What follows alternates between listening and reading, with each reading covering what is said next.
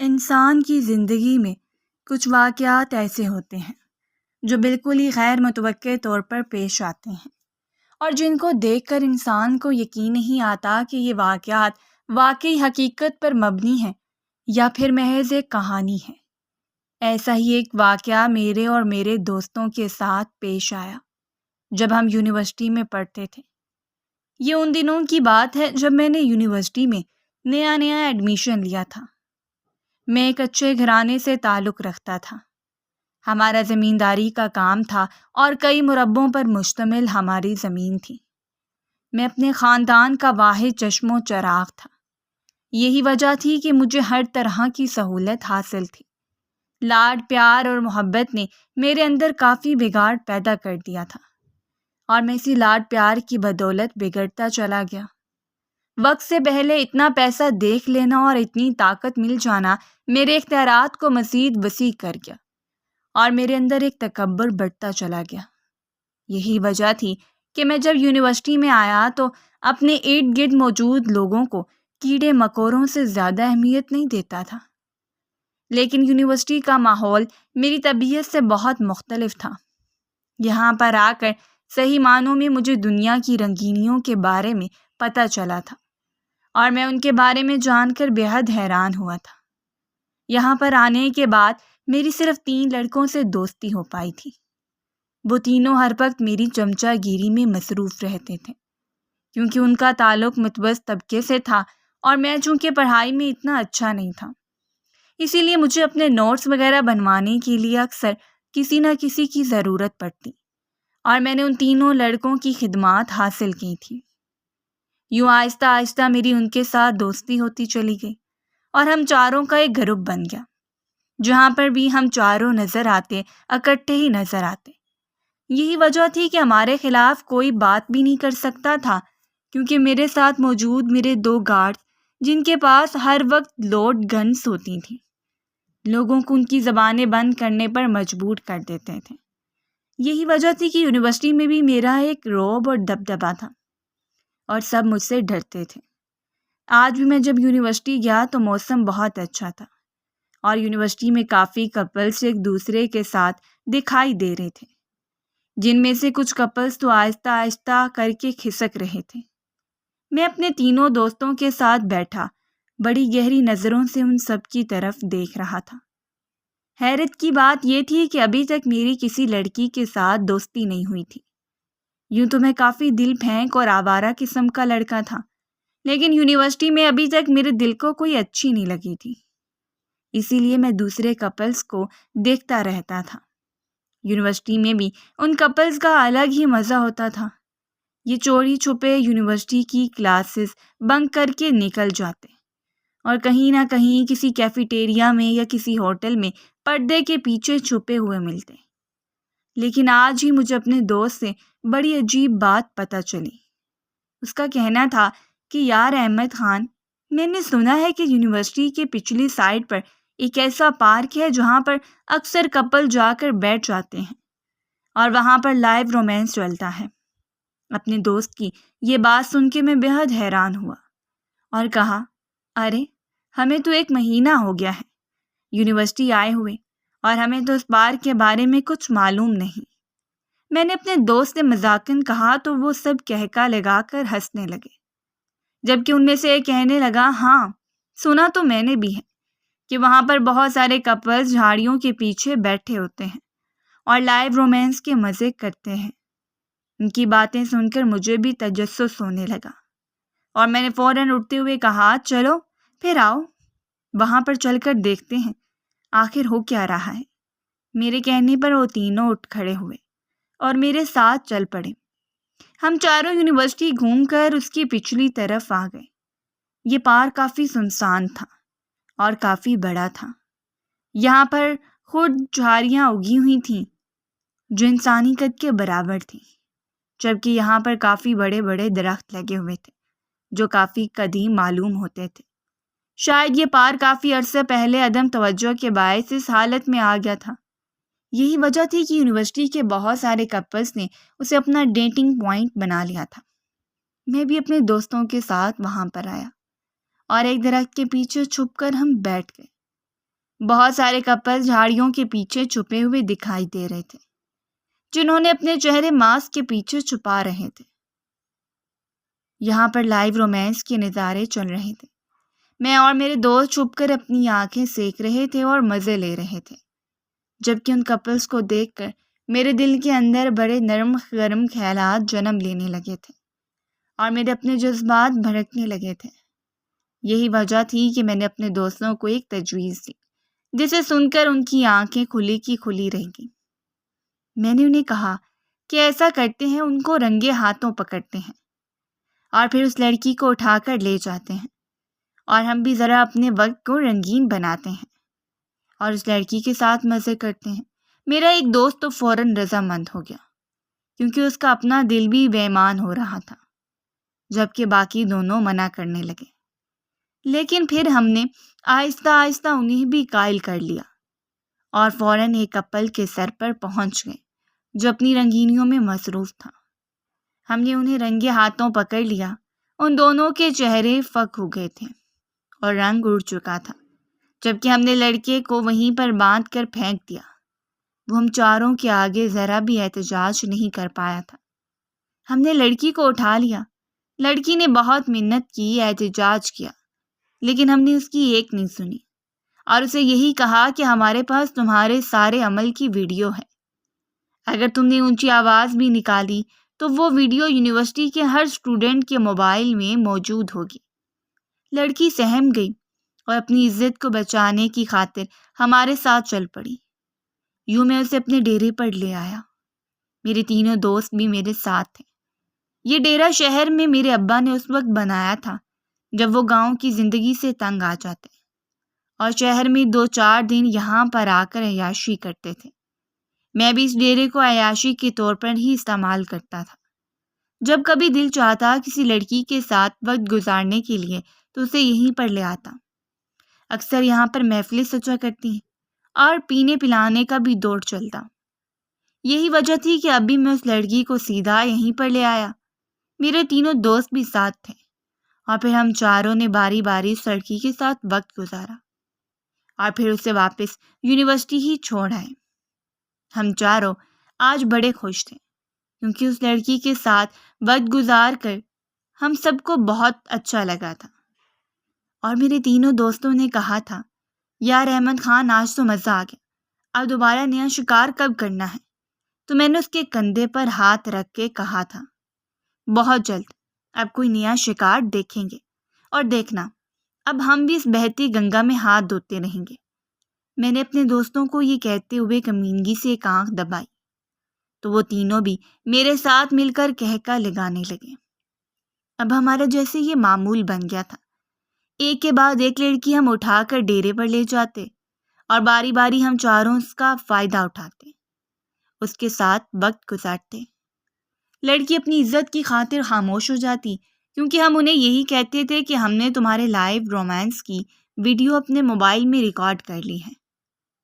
اگر تم نے ہماری بات نہیں مانی تو پھر ہم تمہیں کسی کو منہ دکھانے کے قابل نہیں چھوڑیں گے۔ لڑکیاں ہماری باتوں کے جھانسے میں آ جاتی اور یوں ہمارے آگے چوں بھی نہ کرتی۔ ہمارا وقت اچھا گزر رہا تھا۔ بغیر کسی لڑکی کے ساتھ سیٹنگ کیے ہوئے ہم چاروں دوست ہر 2-3 دن کے بعد کسی نئی لڑکی کے ساتھ وقت گزار رہے ہوتے۔ ہم چاروں آج کل بہت خوش تھے اور میرے تینوں دوست اس خوشی کا کریڈٹ مجھے ہی دیتے تھے، اور میں انہیں یہی کہتا کہ تم لوگوں کے لیے تو جان بھی حاضر ہے۔ دن اسی طرح گزر رہے تھے۔ ہمارا کام بھی آسانی کے ساتھ چل رہا تھا اور ہم اتنی صفائی سے یہ کام کرتے تھے کہ کسی کو ابھی تک نہ تو ہم پہ شک ہوا تھا اور نہ ہی کسی نے ہمیں رنگے ہاتھوں پکڑا تھا۔ انہی دنوں میں یونیورسٹی کا سیمیسٹر ختم ہونے والا تھا اور پھر ہمارے پیپر شروع ہو گئے۔ امتحانوں کے دوران نہ تو پچھلے پارک میں کوئی کپل جاتا تھا اور نہ ہی ہم گئے۔ پچھلا پارک بھی سنسان رہا اور ہم بھی اپنی پڑھائی کی طرف متوجہ رہے تھے۔ یوں یہ سلسلہ وقتی طور پر رک گیا تھا، لیکن میرے دوست ہر تیسرے دن اس رنگین وقت کو یاد کرتے اور آہیں بھرتے، جبکہ میں انہیں یہی کہتا کہ صبر کرو، جیسے امتحان ختم ہوں گے پچھلا پارک پھر سے آباد ہو جائے گا اور ہم بھی اپنا مطلوبہ شکار ڈھونڈ کر اس کے ساتھ اپنے وقت کو رنگین کریں گے۔ خدا خدا کر کے تو امتحانات ختم ہوئے تھے۔ اس کے بعد میں گاؤں چلا آیا کیونکہ 1 ہفتے کا بریک تھا اور اس کے بعد پھر نیا سیمسٹر شروع ہونا تھا۔ اس بریک کے دوران میں گاؤں آ گیا اور اپنی زمینداری کے معاملات دیکھنے لگا، کیونکہ ابا جان اب کافی ضعیف ہو چکے تھے اور انہیں اب زیادہ تر معاملات کی سمجھ نہیں آتی تھی۔ یہی وجہ تھی کہ زمین کے بہت سارے معاملات میں ہی دیکھتا تھا۔ اب بھی زمین کے معاملات اور کاروباری معاملات کو دیکھتے ہوئے 1 ہفتہ کیسے گزرا پتہ ہی نہیں چلا اور میں واپس یونیورسٹی کے ہاسٹل چلا آیا۔ دوبارہ سیمسٹر شروع ہو گیا اور دوبارہ سے وہی روٹین شروع ہو گئی۔ پھر سے پچھلا پارک آباد ہونا شروع ہو گیا۔ اب میرے دوست جو پہلے ہی بہت زیادہ اتاولے ہوئے جا رہے تھے مجھے اکسانے لگے اور کہنے لگے کہ آؤ پچھلے پارک میں چلتے ہیں اور کسی شکار کو پکڑتے ہیں۔ وہ تینوں ایک ساتھ کوئی کام نہیں کرتے تھے۔ وہ ہمیشہ میری پشت مناہی کے بنا کوئی کام کر ہی نہیں سکتے تھے۔ انہیں میں ہی لیڈ کرتا تھا کیونکہ ان کا خیال تھا کہ اگر ہم بچ جائیں گے تو احمد خان کسی نہ کسی طریقے سے ہمیں اس صورتحال سے نکال ہی لے گا۔ یہی وجہ تھی کہ وہ اپنے ہر کام میں مجھے بھی شامل رکھتے اور میں یہ بات جانتا تھا، اسی لیے انہیں کبھی انکار نہیں کر پایا۔ اب بھی ایسا ہی ہوا۔ ان کے کہنے پر میں اٹھ کھڑا ہوا اور ہم دوبارہ سے پچھلے پارک کی طرف چلے آئے۔ لمبی جھاڑیوں کے پیچھے سے کئی رنگین آنچل جھانک رہے تھے۔ میں بھی اپنے دوستوں کے ساتھ ایک جھاڑی کے پیچھے چھپ گیا اور پھر ایک کپل کی حرکتوں نے ہمیں ان کی طرف متوجہ کر دیا۔ وہاں سے آنے والی آوازوں اور رومانس کے نظاروں نے ہمارے جذبات کو ایک دم بھڑکا دیا تھا، اور پھر میں نے بھی آؤ دیکھا نہ تاؤ اپنے دوستوں کا اشارہ کیا اور ہم اسی کپل کی طرف بڑھ گئے۔ یوں تو اس لڑکی نے حجاب کیا ہوا تھا، لیکن اس کی حرکتیں اتنی غلیظ تھیں کہ میں سوچ بھی نہیں سکتا تھا ایک حجابی لڑکی یہاں پر موجود ہوگی۔ جہاں ہم اس کیفیت سے نکلنے کے بعد میں نے اپنے دوستوں کی مدد سے اس لڑکی کو باندھا اور اس لڑکی کو اپنے ساتھ چلنے کے لیے کہا۔ وہ رضامند نہیں تھی، لیکن ہم نے وہی پرانا حربہ آزمایا اور اسے اپنے ساتھ چلنے پر مجبور کر دیا۔ بادل ناخواستہ وہ ہمارے ساتھ چل پڑی، لیکن اس کے انداز میں ایک محسوس کی جانے والی ہٹ درمی اور ضد شامل تھی۔ میں اسے بھی باقی لڑکیوں کی طرح ڈیرے پر ہی لے آیا۔ مجھے نہیں معلوم تھا کہ یہ لڑکی کون ہے کون نہیں، کیونکہ اس نے حجاب لیا ہوا تھا اور میں ایسی کسی لڑکی کو جانتا نہیں تھا۔ اس لیے مجھے بہت تجسس ہو رہا تھا کہ آخر یہ کون لڑکی ہے جو جھاڑیوں کے پیچھے سے حجاب میں بھی کسی اور مرد کے ساتھ وقت گزار رہی تھی۔ میں اس لڑکی سے ملنے کے لیے بہت زیادہ اتاولا ہوا جا رہا تھا، اسی لیے اپنے دوستوں سے کہا کہ اسے کمرے میں چھوڑ کر آؤ، میں ذرا فریش ہو کر آتا ہوں۔ میرے دل میں طرح طرح کے خیالات جنم لے رہے تھے اور میں آنے والے حسین وقت کا تصور کر کے بہت خوش تھا۔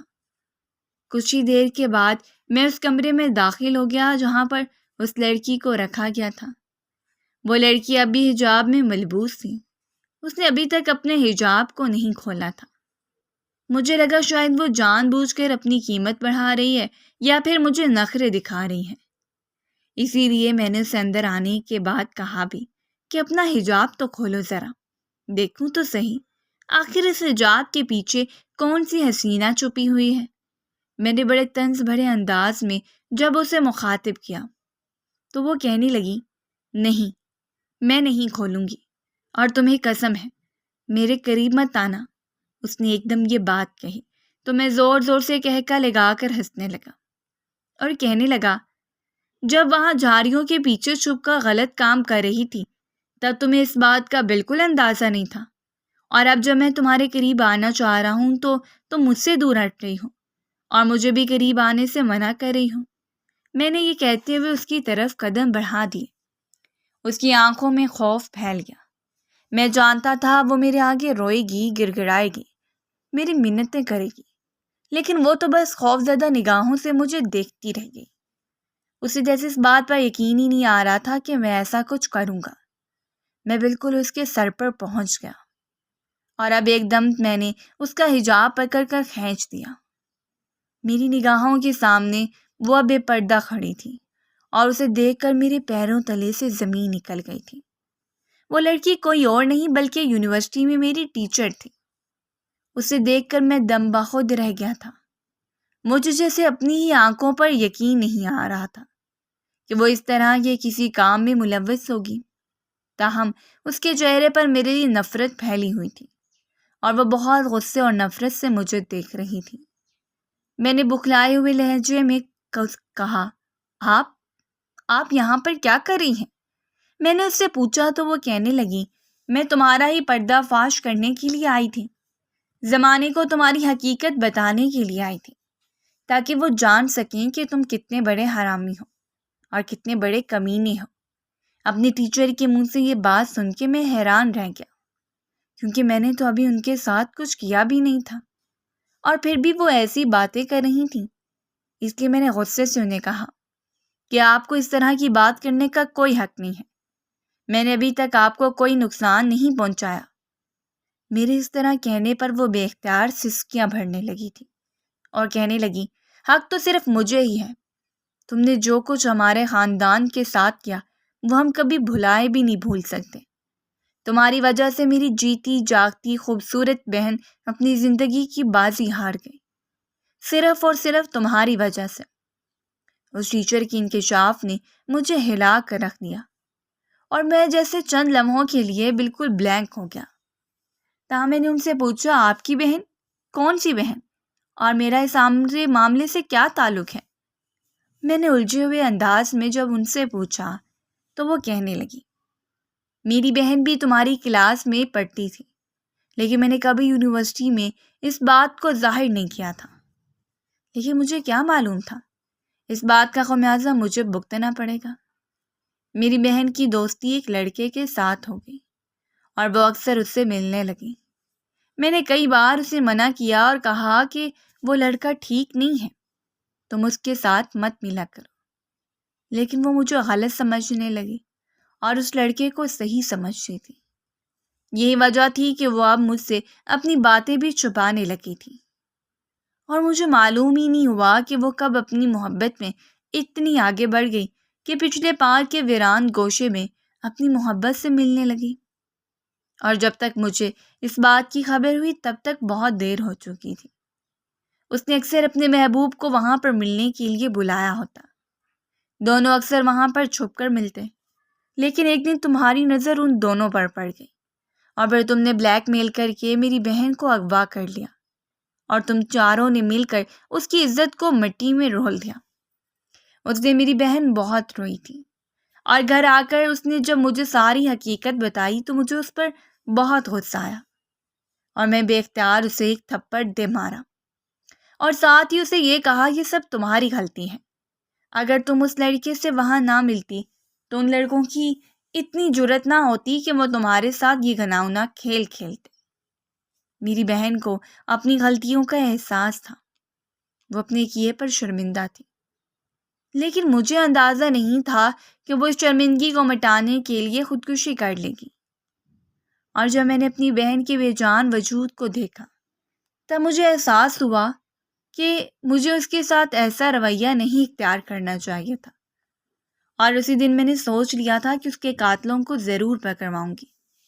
میں انہیں سلاخوں کے پیچھے دیکھنا چاہتی تھی، اسی لیے میں نے یہ سارا کھیل کھیلا، جان بوجھ کر پچھلے پارک میں لڑنے سے ملنے گئی، اور پھر بہت جلد تمہاری نظر مجھ پر پڑی اور تم مجھے یہاں پر لے آئی۔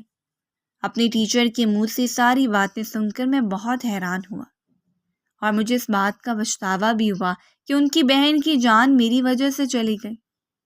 اگر میں اسے یہاں پر نہ لے کر آتا تو شاید وہ زندہ رہتی۔ ابھی پچھتاوے میرے دل میں سر اٹھا ہی رہے تھے کہ اتنی دیر میں مجھے پولیس کا سائرن سنائی دیا۔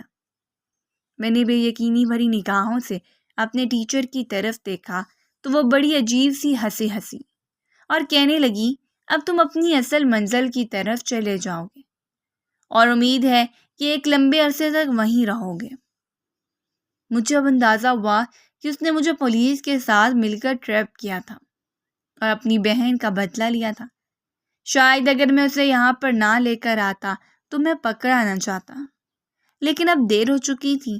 پولیس ڈیرے تک پہنچ گئی تھی اور مجھے اپنے دوستوں سمیت گرفتار کر لیا گیا تھا۔